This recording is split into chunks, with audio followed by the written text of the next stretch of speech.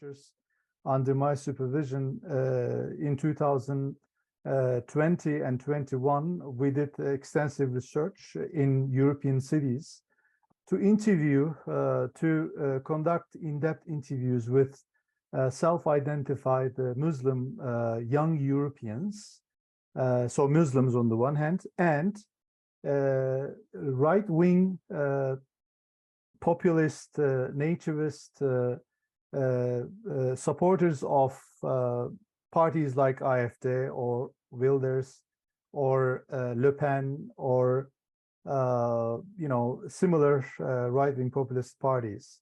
So so far, these groups of young people, they are both European citizens. They have been researched by so many different researchers in different boxes, in different clusters, as if they are totally different from each other. The reason why we have seen this trend is, I think, the prevalence of the civilizational discourse, civilizational paradigm that has been with us over the last 30 years. So I argue that once we try to get rid of this civilizational paradigm, which reduces everything to cultural, religious, and identity related issues, we will have the chance to see the socioeconomic, psychological, geographical, spatial drivers of this kind of radicalization of young people in Europe. So our research is about this. So I argue that these young people, on the one hand, some are becoming more and more Islamist, young Muslims becoming more and more Islamist in Europe. But on the other hand, the right-wing populist, nativist young people are becoming more and more Islamophobist. So I try to understand the root causes of their radicalization, of their co-radicalization. This is a term that we pick up from psychology because due to the lack of communication channels between these two groups, we see a growing trend of co-radicalization among these two groups of young people. Co-radicalization simply means that these two groups are relationally radicalizing each other, since both sides blame each other, scapegoat each other for the existing problems. For me, existing problems are not really because of these two groups. Existing problems are mainly because of the neoliberal forms of governance that have been so prevalent over the last 30 years. But what I mean by neoliberal governance is on the one hand underlining the selfish individualist forms of existence. On the one hand, this is why it's a bit liberal. But on the other hand, neoliberal governance is also underlining communitarian values, communitarian perspectives, instead of reproducing what is social, instead of reproducing the social, so to speak. So we are going through this end of social, what Bruno Latour, the French social scientist, would call. We're going through a kind of end of the social. I think this is something that we all experience. We all have different sources of information. We all have our own communities, Facebook communities, Twitter communities. We all like to hang around together with like-minded people because we feel safe to be within the parameters of the like-minded people, within the parameters of certain communities. These communities, of course, change from one to another. Some communities are religious communities, some are ethnic communities, cultural communities, friendship, peership communities, Facebook communities, Twitter communities, etc., etc. Whatever the case is, we all have our own communities. So if we don't have communities, then we are in search of new communities, because we know that communities are protective. Communities are our shields to protect ourselves against the detrimental, destabilizing effects of globalization, transnational capitalism, diversity, hyperdiversity, superdiversity, mobility, all these things. So we feel unsafe, we feel insecure in this global world. Then, of course, we are here all intellectual people, and we try to give a meaning to the things happening around us. We try to understand what is going on in Turkish elections. We try to understand what is going on in Ukraine. We try to understand what is going on in the United States or in Europe or elsewhere. So we are intellectual people, and we give meanings to certain things. But not everyone can do that, because our cultural repertoires are quite different from each other. Some people are mobile people like us. We travel, we are cosmopolitan, we are in a way winners of globalization, but some people are not like us. Yeah, we are actually a very minority of the world population. Probably the experts say that such cosmopolitan, such global mobile people constitute at most 10% of the world population. But the larger population of the world, larger segments of the world population are rather more immobile, are rather more parochial, are rather more against diversity, against multiculturalism, against interculturalism. So it is not a surprise that right-wing populism or Islamism or religiosity or conservatism become more prevalent among such groups of people. So, having all these things, at the background, I try to understand what is really going on behind what we see visibly. What are the root causes? What is lurking behind the radicalization of young Muslims in Europe and young nativist populists in Europe? We have interviewed around 160 young Muslims and 160 native populist people in different cities. In doing so, I will try to explain what I mean by radicalization, the term radicalization or radicalism, and what kind of theory I use in understanding the term radicalization, the processes of radicalization. I will use social movements theory, and then I will concentrate on the similarities and differences between these groups of young people. Mostly differences are underlined. Of course, there are differences. We are all different. We are all unique from each other. Of course, it goes without saying that they're all different. But the thing is that we hardly talk about similarities.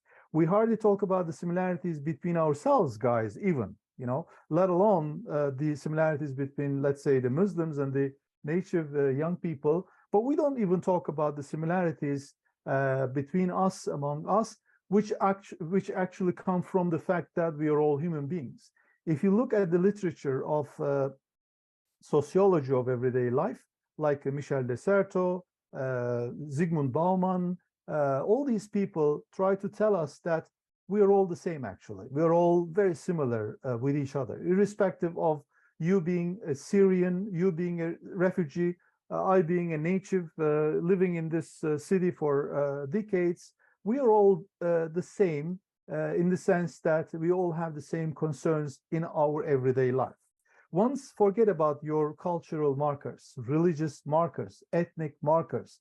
Who cares if you are Muslim, Christian, or Jewish? Let's just do an exercise, and then let's try to see that we are all actually very similar. We all want to have a decent life. We all want to have a decent job, a decent education. We want to send our children to good schools, to have good education. So we want to live in a good environment, a green environment, a humane environment. So does a Syrian, so does a Muslim in Berlin or in Paris or elsewhere. So in that sense, sociology of everyday life is very explanatory for all of us to see the fact that we are all actually very similar in our everyday encounters, in our everyday endeavors.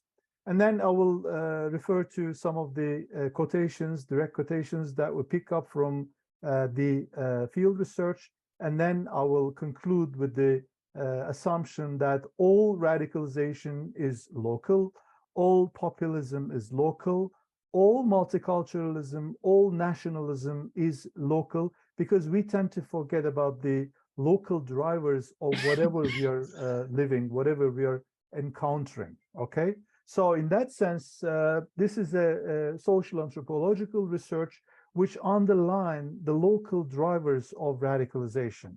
Why do we have so much radicalization, let's say? Why do we have so much right-wing populism in Dresden, or in Lyon, or in Aalst in Belgium, or in Ghent, or in the Bible Belt in the Netherlands? But why not that much right-wing populism in Amsterdam, in Berlin, or in Paris, or in London, or in Brussels, you know? Because, you know, local drivers are very telling us, are very explanatory. So the question here that I raised from the very beginning of my research, which is actually coming to an end, I've got 6 months left, so it's a 5 years research. Why some young Europeans generates a populist and Islamophobist discourse in order to express their discontent with the current social, economic, and political state of their national and European contexts, while some others, self-identified Muslims, use a rather more Islamist religious discourse to express the same discontent. So I assume that they are actually together complaining about the current political situation, current socioeconomic situation, and some other items, psychological issues, because both groups, interestingly, feel discriminated.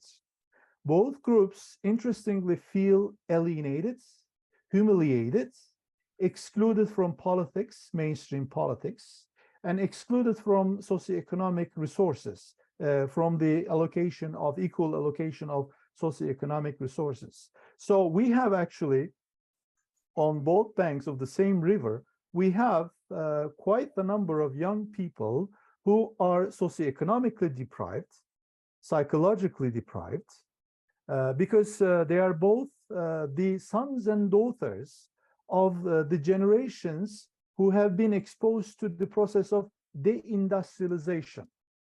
So working class origin people are their mothers and fathers, and over the last 30 years, those working class people have lost their jobs. They are now precarious people because they did not really have other, other cultural capital in their baskets, in their portfolios, to adapt themselves with the requirements of the new global economy.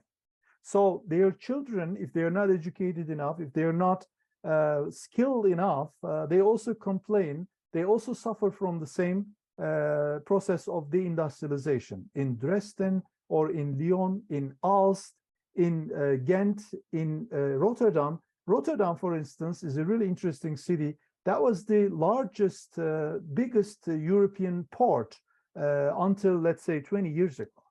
But because of the globalization, because of the shift of power centers from Europe to the other parts of the world, Rotterdam has lost a lot. So Rotterdam is now struggling with poverty, with unemployment, with propertyless people, etc. So Rotterdam is not really far away from Amsterdam. It's just a half an hour trip by train, right? So we are witnessing that there are so many interesting little small towns which were previously engaged in agricultural production or industrial production with working class populations. But because of the deindustrialization, deforestation, because of the de-agriculturalization of European economies, we have quite a number of people living in these remote towns who have become rather more socioeconomically deprived, spatially, geographically deprived. So there are so many different reasons why there is so much right-wing populism in the remote towns of the European states, European countries. The latest example is the Sweden Democrats in Sweden, the right-wing populist party, which recruited a lot of votes from those remote towns, small towns, away from Stockholm, away from Malmo, or away from big cities like Göteborg. The same goes with Italy. The same goes with Greece. The same goes with Turkey. The same goes with so many different places. So geographical perspective here is a very explanatory one, just to keep in mind.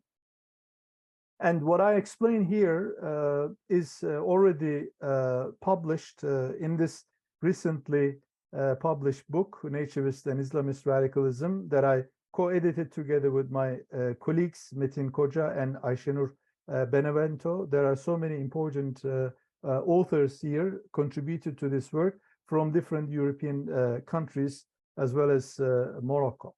So this is actually a free access book. You can just enter the title of the book and then you will find it in Routledge as an open access book. So I just need to go a bit faster. In our research, we have certain assumptions, certain theories to follow. In the first place, we followed the social movements theory to understand radicalization, because as you all know, radicalization or radicalism has become a rather problematic term. When I ask you, for instance, what do you mean by radicalization, or what would you say about radicalization? Most probably, most of you would say negative things, because radicalization has been over the last 30 years or more than 20 years, since especially 9/11, 2001, New York attacks to the Twin Towers. We see radicalization has been equally used or interchangeably used with extremism, terrorism, fundamentalism, and violence, etc., etc. But I argue that radicalization is not really such a bad word. I will come back to that in a while. Instead, what we do is that following the social movements theory, like Craig Calhoun, Donatella Della Porta, Italian social scientist, or Charles Tilly, historian, we argue that these young people are becoming resistant to the existing forms of politics, mainstream politics. They are becoming resistant and they are becoming oppositional to different destabilizing effects of modernization, globalization, urbanization, deindustrialization, etc., etc. So what we see as radicalism or as radicalization is actually a symptom, is actually an end result of existing socioeconomic, geographical inequalities and political inequalities. So what I argue is that radicalization is not the reason of the problems that we have. On the contrary, radicalization is the end result of deep-rooted structural problems. That's why these young people become anti-political. Let me put it this way: these young people become anti-systemic politically, right? So they try to find the right channel to express themselves. And unfortunately, over the last 30 years, left-wing political parties are no longer there. Socialist ideology is no longer there. Left-wing ideologies are no longer there to show them another alternative path for them to express themselves. In the absence of right-wing ideologies, what happens now is that nationalist ideologies and religious ideologies become prevalent and handy for these young people who are socioeconomically, politically, and geographically deprived to use to express themselves. So you see here, what I argue is that one of the problems that we are having at the moment in our contemporary world is the fact that there is no counter-hegemonic left-wing ideology which is prevalent anymore. So for me, for myself as a social scientist, I try to regenerate this left-wing ideologies in a way in my discourses, in my findings, because I think this could be one of the remedies. Otherwise, we're going to continue to face some other alternative ideologies or strategies or discourses to fill in this existing gap. So this is one of my assumptions. And then, of course, as I said earlier, what I do here is to concentrate on the similarities rather than on the differences. And the other thing is that I try to, as a social scientist, I try to challenge the labels, because these young people that we interviewed complain about the labels imposed on them by the majority societies, because majority societies label them either as radical extremist violent Muslims, right? Or the other group, they are a bunch of fascists, neo-Nazis, or racist, Islamophobist people. And here we need to be careful as, lay people, as individuals, we need to be careful. We need to separate the organized political parties from the people who follow them. The organized political parties, AfD or Rassemblement National in France, or Geert Wilders' PVV in the Netherlands, or Vlaams Blok in Belgium. But I have a problem when the mainstream political parties, mainstream media, single-handedly blame those people who support them as simply racist, xenophobic, Islamophobic, neo-Nazi, or fascist. We really need to lend our ears to these people to hear what they say. Well, what's your problem? What do you complain? Why do you become so much appealed to AfD? When you listen to them, you really have a different picture. And then this is actually this research about the depiction of these alternative ways of reading, alternatives pictures in a way. So here, what radical means. Radical is not a bad word. Radical, what I try to tell you here is something radical, I think, because I go against the mainstream, right? So this is a radical discourse that I'm using here.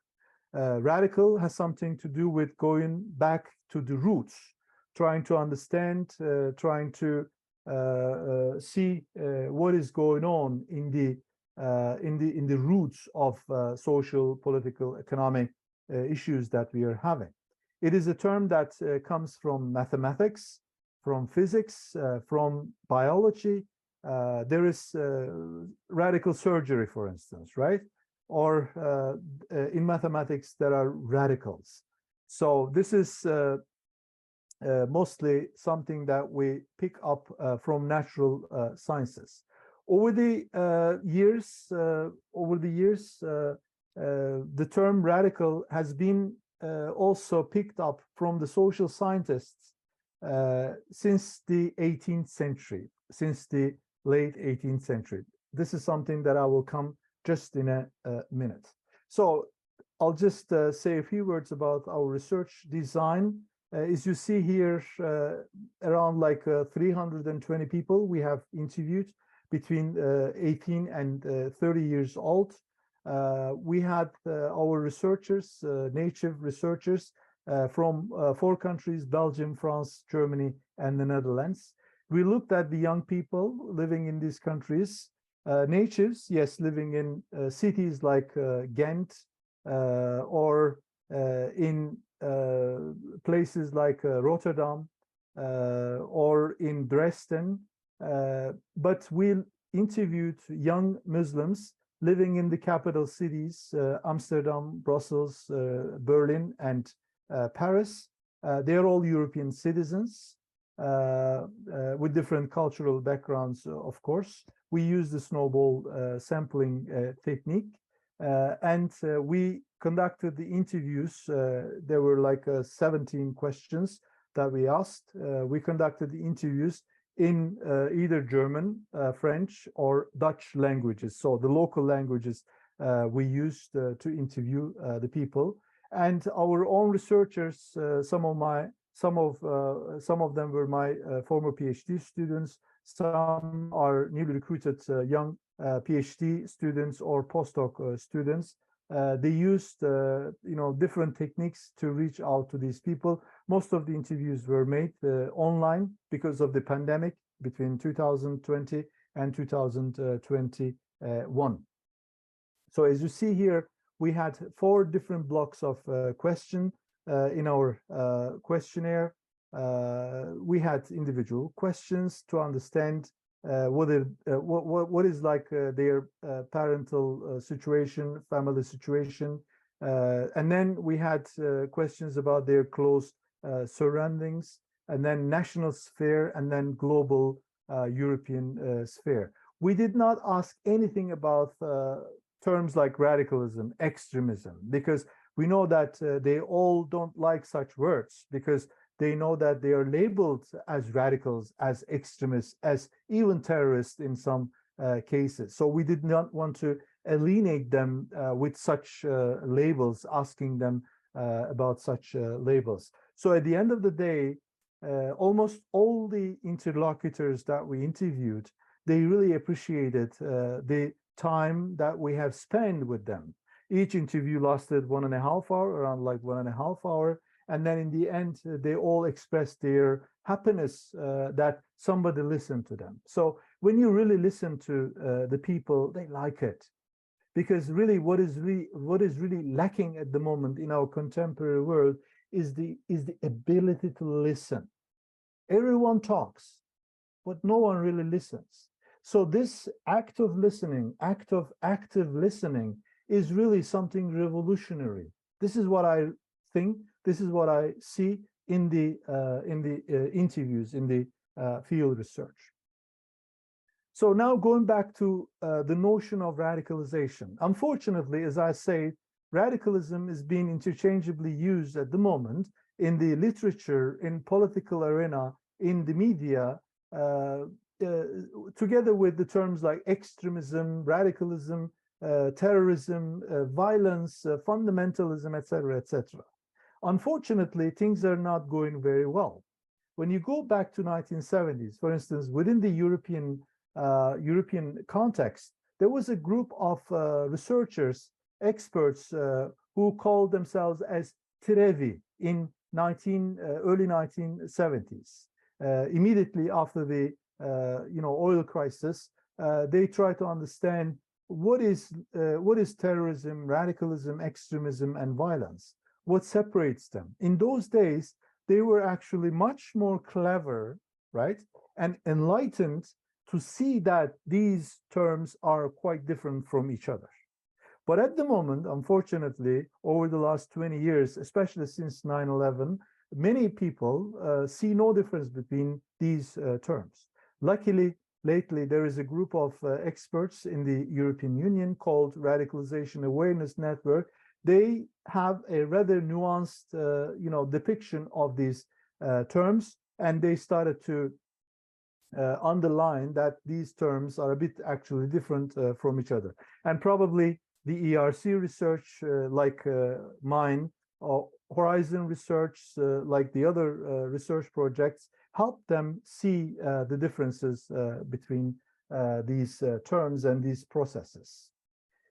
In the social movements theory, this is a really good theory for us to understand what is going on, especially among young people who become more and more anti-systemic, who become more, unconventionally political people, promoting street fights, promoting street protests, promoting music, promoting rap, etc., etc., other than participating in politics through conventional methods such as political parties and voting, right? So in the literature, there is conventional forms of political participation and unconventional forms of political participation. So social movements such as Gezi protests in Turkey or the Occupy Wall Street in New York, Maidan movements in Ukraine a few years ago,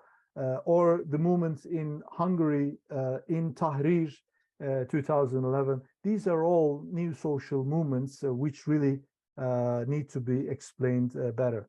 According to Craig Calhoun, one of the members of this school, there are three different kinds of radicalism. So let's just try to remember. For instance, Marx was a radical philosopher. Descartes, when he said "Cogito ergo sum," I think therefore I am, he said something radical, in comparison to his predecessors. Or Martin Luther, the founder of, let's say, the Protestant church, he was radical. So philosophically, the things that I think I'm explaining here are also philosophically rather radical. So this is one. The second one is tactical radicalism, according to Calhoun, and he says that sometimes radicalism may also include some violent elements. For instance, revolutions are tactically radical formations. Post-colonial movements, Frantz Fanon was a tactically radical, scholar, for instance. Or yellow jackets, recently we experienced in France, are also tactically radical because they also included some violent elements. So radicalism can also be partly violent, but not necessarily entirely violent. Mostly I look at here non-violent radicalism, which I call, or which Craig Calhoun calls in this case, reactionary radicalism, meaning that some people who suffer from socioeconomic deprivation, spatial, geographical deprivation, political deprivation, nostalgic deprivation, might become reactionary to the root causes of their deprivation. And the root causes of their deprivation, according to them, is the processes of urbanization, deindustrialization, modernization, globalization, global capitalism, etc., etc., etc. So in such cases, some people become reactionary radical using some ethno-nationalist discourses, conservative ideologies, religious ideologies, nationalist ideologies, Salafism, populism, nativism, etc., etc. So I think what we see at the moment is this kind of reactionary radicalism. Some young Muslims become radical because of their reactionary attitude to what is going on in their environment, and some become populist, right-wing populist and nativist as a reaction to what is going on in their environment, in their neighborhood. And here, let me introduce you another term, which is the term cultural repertoires, coined by Charles Tilly, historian Charles Tilly, which means that we all actually somehow, we all somehow respond to the destabilizing factors which affect us. Globalization is one of them. Now we have our smartphones. We constantly hooked on our smartphones, following the social media, this and that, and everything that we see there disturbs us. So we need to find ways to really protect ourselves. And then, of course, what we do is to go to our cultural repertoires and to pick up some certain tools to fight back against these destabilizing factors. We are intellectuals, we can use theories, we can use certain paradigms, certain theoreticians to understand what is going on, but not everyone is like that. Some people are more religious, rather more uneducated.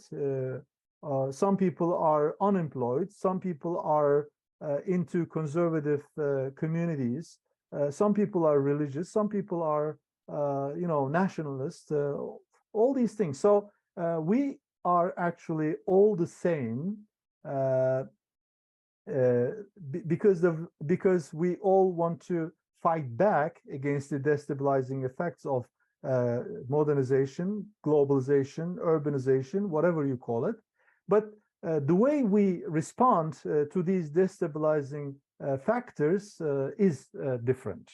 So some become more religious, some become more nationalist, some become more intellectual, some become more, let's say, hedonist, some become more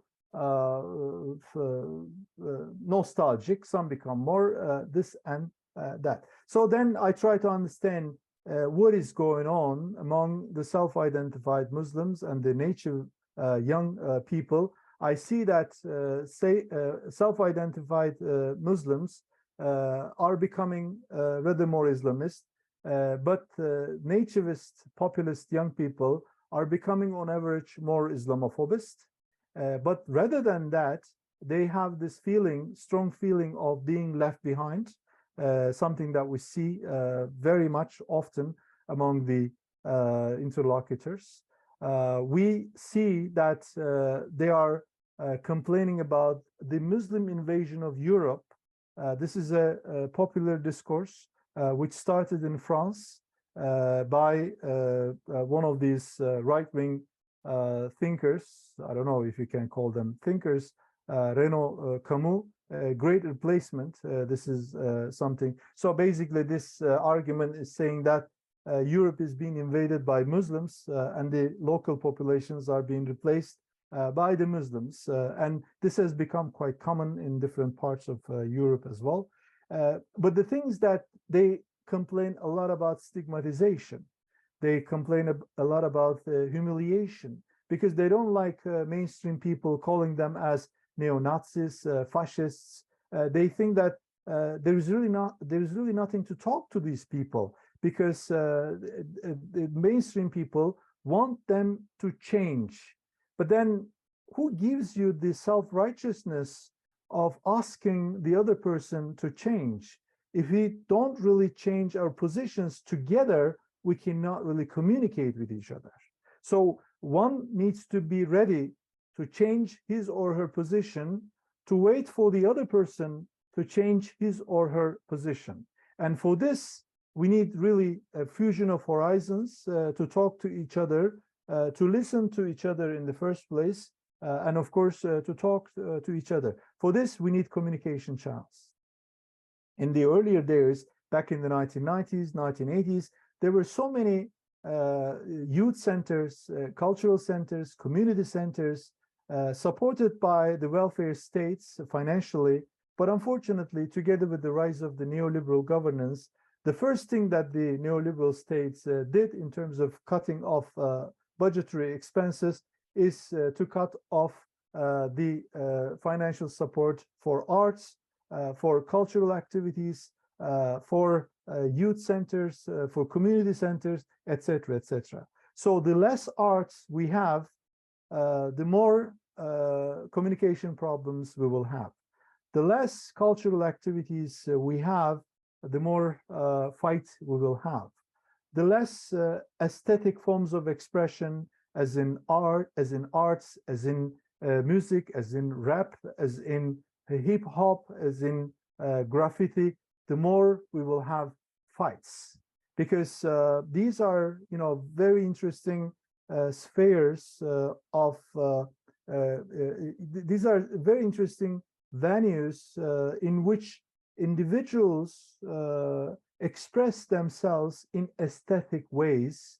Instead of using violence to express themselves, They use aesthetic forms of expression, music, arts, dance, etc. So due to the decreasing prevalence of these popular cultural forms, we are bound to see more violence in the public sphere, polarization in the public space, lack of dialogue in the public sphere, because existing governments and some right-wing populist governments have a vested interest in the continuation of this violence, of this polarization, of this stigmatization, of this lack of communication, etc., etc., etc. So, as I tried to say earlier, this has something to do with the governance, neoliberal governance. So, on the other hand, these people, be it the Muslims or natives, they gradually become more and more nostalgic because they complain about their present situation, and because of the lack of the futurist, future-oriented left-wing ideologies, they don't even want to think about the future because they assume that if the present is like this, they cannot even think about the future. The future is even more troublesome. So in this moment, what becomes more important for them, what becomes in a way lifesaver, is the past, is heritage, is history, is heroism. So then past becomes so instrumental for these individuals to feel better. So that's why Netflix movies are all about heritage, are all about past. Hollywood film industry is all about past. Myths have become so prevalent everywhere. That's why we have discourses like "Let's make America greater again," or "Let's have a neo-Ottoman Turkey," like Erdogan would say, or individuals like heroic individuals, some mythical figures like Jeanne d'Arc in France, Queen Boudica in the UK, Roman history for the Italians, Hellenic history for the Greeks, and the Ottoman Empire for the Turks, etc., etc. All these myths actually help individuals to flatten the complexities of history, the complexities of everyday life. When you listen to a story about the Roman history or the story of Queen Boudica, it's nice. You forget about all your existing problems, and then you create your own fictional past in which you become your own hero. You become the hero yourself in that narration. So that is why individuals on average become more and more nostalgic. Bertelsmann Foundation, a German foundation, made a really interesting study in 2017, and they concluded that the average age of being nostalgic is now in 2017 is 23. And I argue that even now the 20 years old young people are becoming nostalgic. Even the teenagers are becoming nostalgic because life changes so fast, and we cannot really adapt ourselves with this change. So this is really interesting how the power of nostalgia is so visible in everyday life, and how the right-wing populist parties are using this nostalgia to appeal to a large number of people. Jeanne d'Arc, for instance, Le Pen in 2017 presidential elections, she delivered all her public speeches in the Jeanne d'Arc quarters, not in the Nation quarter or Republik quarter, but each city has a Jeanne d'Arc quarter. So symbolically, Jeanne d'Arc is very important because Jeanne d'Arc is the one who saved France against the Brits, against the English. And she herself presented herself as the savior of France against Germany, against EU, against all these other powers, etc., etc. So, and then for the young Muslims, we see that the same problem exists, because they are also unhappy about the current forms of Islamophobism, anti-Muslim racism, discrimination in everyday life, intersectional forms of discrimination in everyday life.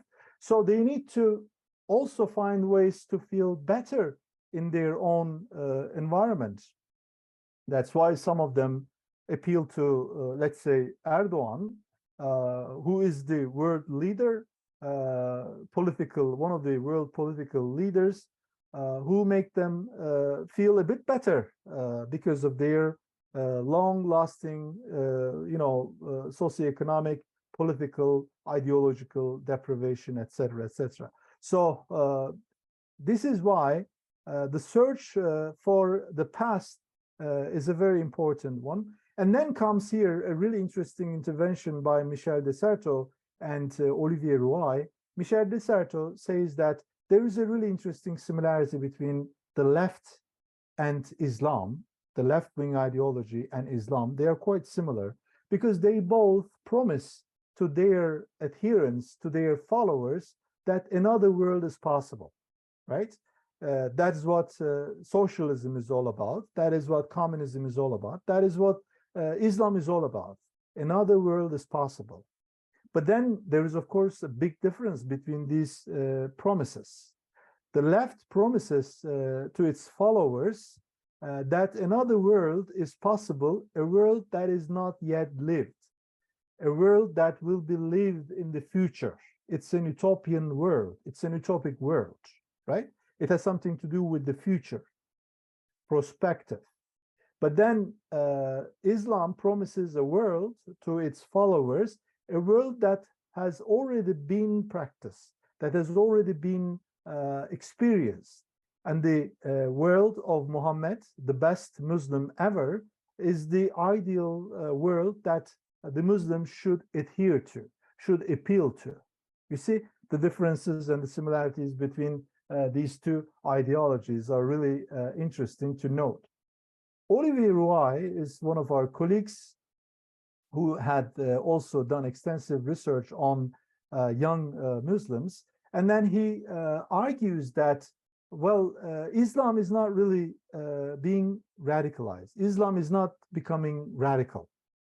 What he says, on the contrary, radicalism is being Islamized. So radicalism is being Islamized because of the lack of left-wing ideologies.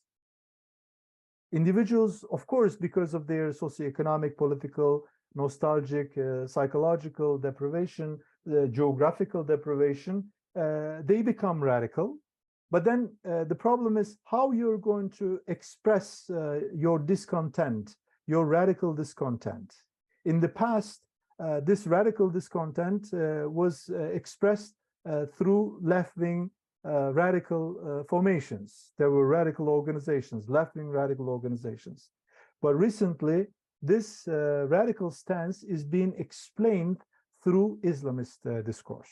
So this is why Islamization of radicalism is, I think, very important. But let's take a look at the similarities.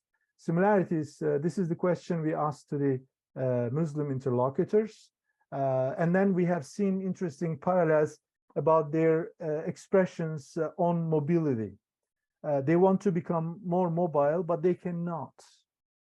So these are rather people who were born in certain places like big cities and who have always been living in those small quarters of those big cities like Kreuzberg, like Wedding, etc.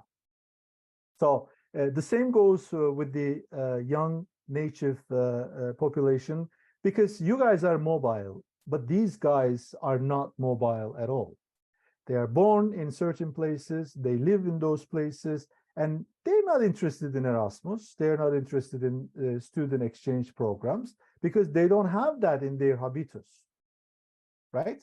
So let's not forget about the fact that you guys are very different from the other guys who become radical in their everyday life. discrimination is something that is, of course, popping up very much for the young Muslims. Here, that is something different from them, from the natives. In terms of educational experiences, they are also similar with the natives, and also similar parental backgrounds, issues related to their parents, unemployed, separated, etc., etc.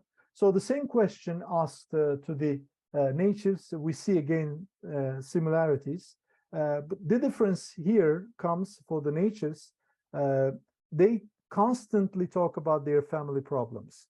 The young nativist populist, let's say AfD supporters, talked a lot about their divorced family, divorced parents, separated parents, unemployed parents. So talking about their parental situation, parental stories took a lot of time for them to communicate with us. They also, compared to the other Muslims, they underlined economic hardships and issues more than the Muslim youngsters. So apparently they are socioeconomically even more deprived. It's interesting. And then they also talked a lot about organization memberships. The Muslims are less organized in that sense than the native young people. They are mostly organized through those political parties which they support, AfD or Le Pen or this or that. So in terms of educational experiences and parental background, they are similar. So they have both limited mobility opportunities. They both groups complain about current politics. They complain about unemployment, the welfare system, the lack of welfare system. They also equally complain about ecological problems. They complain about the lack of participatory democracy. They talk about such similar issues. On the other hand, they have, of course, interestingly, have certain statements about the refugees. The topic of arrival of refugees and the state support for refugees received both samples attention, meaning that both groups complain about the rising number of refugees, because refugees and migrants are actually the groups of people who are likely to share the existing scarce resources, and they become competitive with these socioeconomically deprived groups of young people. So then there are economic burdens, and they, in a way, according to them, benefit from the welfare regime, so to speak. Their feelings, some of their feelings are also quite similar. For instance, Muslims mostly talked about discrimination, while natives mostly talked about stigmatization, like being, neo-Nazi or fascist, etc., labeled as such, so to speak. Both groups also approach voting similarly, and they are mostly positive about voting, conventional forms of participation, meaning that both groups are actually tend to join the mainstream, but they can't really find the channels to do so, because they believe that the mainstream political parties don't lend them their ears. They don't really listen to their problems. So in terms of globalization, they mostly diverge, because at least the Muslim young people, they travel between their home country and the country of settlement, but the natives do not really travel that much. They are rather more parochial and local, and both groups also complain about the economic aspects of globalization. So let me just conclude with a few statements from the field. We have this interesting website where we pick up quotations, direct quotations from the field, on the basis of some theoreticians, some poets, what they say. One of my favorite poets, Asaf, said, I know three things. I will tell them to the one who makes it four by listening. So Asaf says, we don't know how to listen. The same goes with Robert Young, a very famous post-colonial literature person. He says, the subaltern actually know how to speak, but we don't know how to listen. So we need to listen. We need to tell the politicians at the center to lend them their ears to these people. So in this website, please visit, and then you will see hundreds of quotations which actually show how similar these people are in terms of their problems which they go through. But basically, the quotations from the field show that Muslim youngsters become more Muslims to have a better stance to protect themselves against the destabilizing effects of globalization. They say we become more Muslims because we want to be good people, to help our neighborhood, to help the people around. So in order to reposition themselves, they find Islam to be rather more handy, and also this is a way to, in a way, fight back against the growing tide of Islamophobism, what I call Islamophobism, or anti-Muslim racism. And also, of course, one of the reasons why they become lately, because we did not only talk to the Turkish origin young people, but also Moroccan origin young people. Their radicalization also has something to do with the changing diaspora politics of Morocco and Turkey. Because, for instance, Turkish Diyanet has become more religious, more Islamist over the last 10 years. And these young people are now going to the mosques more than the young people in the 2000s. My research also goes back to the years 2000s, and then there's really increasing tendency among Turkish origin young people in terms of going to the mosque, etc. It's interesting. It's interesting. And so diaspora politics is also very important. Moroccans have a different official religious ideology, but they're also trying to promote their own official Islamist religion, Islamist ideology in a way. So I'll just continue as this. And then for the native young people in different cities, you have all different stories, different drivers. For instance, in Dresden, I was expecting to see in their discourses to see more about Islamophobism, but actually I did not really see that much Islamophobism. On the contrary, what I saw was that they complained about their socioeconomic deprivation. They talked about internal colonialism of the West Germany in East German provinces. Internal colonialism is a really interesting term that has been used by Michael Hechter in the 1970s to talk about the Irish nationalism, minority nationalism in the UK. You can also use the term internal colonialism to talk about the Kurdish nationalism in Turkey.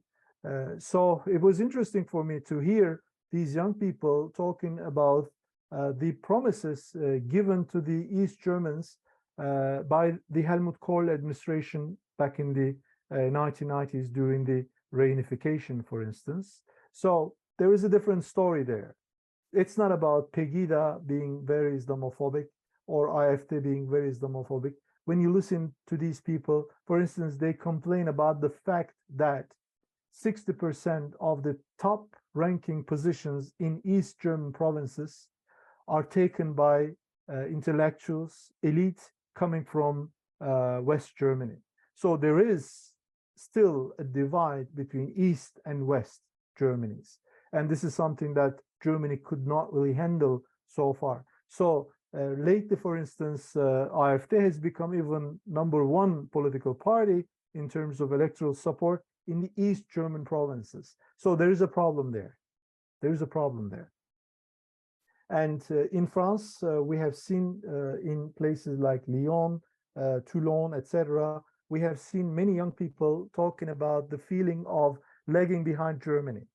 So their France is no longer there, égalité, liberté, fraternité, with this very hegemonic global discourse. It's no longer there.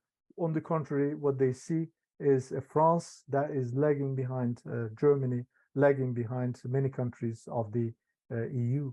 In the Netherlands, there is this really interesting group of little towns called Bible Belt, where Christianity is really intact. And the young people that we interviewed here in these small towns complain about the high number of Muslims becoming visible in everyday life. Diversity is something that they cannot really handle because they're not used to such kind of diversity. They are rather still in favor of keeping their homogeneity intact in a way. So they need to learn how to handle the growing, diversity. And finally, in Flanders, there is really this interesting city that I've been to do research, like Aalst.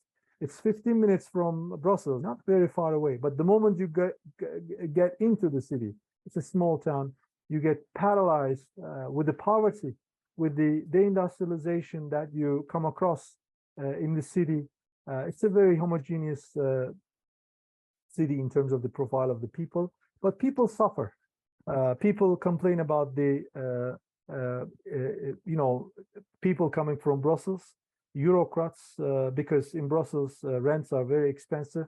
So that's why people try to come to Aalst to buy properties, leading to the increase of rental prices, property prices. The same thing we have in Istanbul, right?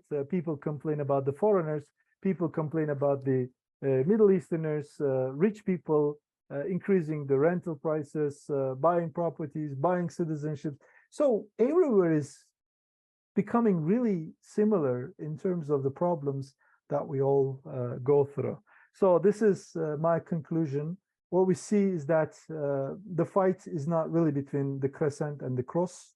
On the contrary, the fight is about the resources, socioeconomic, political, geographical resources. There is a inequality there. There is an injustice there. We need to be aware of that. Second thing is that populism is not really the problem, the reason of the problems that we have. On the contrary, populism is the end result of the deep-rooted structural inequalities again.